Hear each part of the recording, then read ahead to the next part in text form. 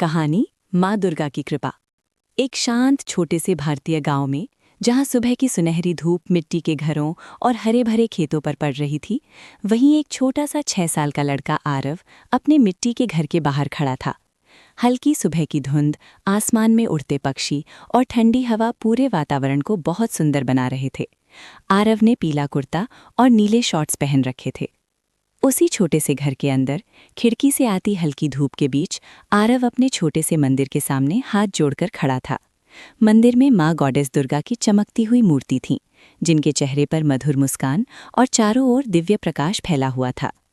अगरबत्ती की खुशबू और धुएं से घर का वातावरण बहुत शांत और पवित्र लग रहा था। आरव सच्चे मन से प्रार्थना कर रहा था। दोपहर के समय उसी घर में आरव की माँ लाल साड़ी पहने छोटी सी लकड़ी की घाट पर कमजोर हालत में लेटी हुई थीं। उनके चेहरे पर थकान साफ दिखाई दे रही थी। आरव उनके पास बैठा उनका हाथ पकड़कर चिंता भरी आंखों से उन्हें देख रहा था। उसका मासूम दिल अपनी माँ के लिए परेशान था। शाम को गांव के मंदिर में नारंगी रंग के आसमान के नीचे आरव नंगे पांव हाथ जोड़कर खड़ा था। मंदिर में माँ गॉडेस दुर्गा की सुंदर मूर्ति के सामने दिए जल रहे थे और घंटियों की मधुर आवाज गूंज रही थी। मूर्ति के चारों ओर सुनहरी दिव्य आभा फैल रही थी। आरव पूरे विश्वास और उम्मीद के साथ प्रार्थना कर रहा था। रात को जब आरव अपने छोटे से बिस्तर पर सो गया, तो उसने एक अद्भुत सपना देखा। बादलों से घिरे स्वर्ग जैसे दृश्य में माँ गॉडेस दुर्गा प्रकट हुईं।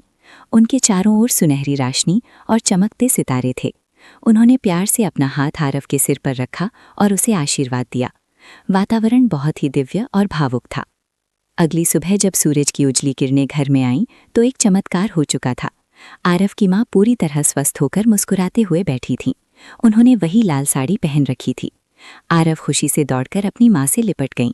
घर में फिर से हंसी और खुशियों की रोशनी फैल गई। आरव को समझ आ गया कि सच्चे मन से की गई प्रार्थना और माँ दुर्गा की कृपा से हर मुश्किल आसान हो जाती है।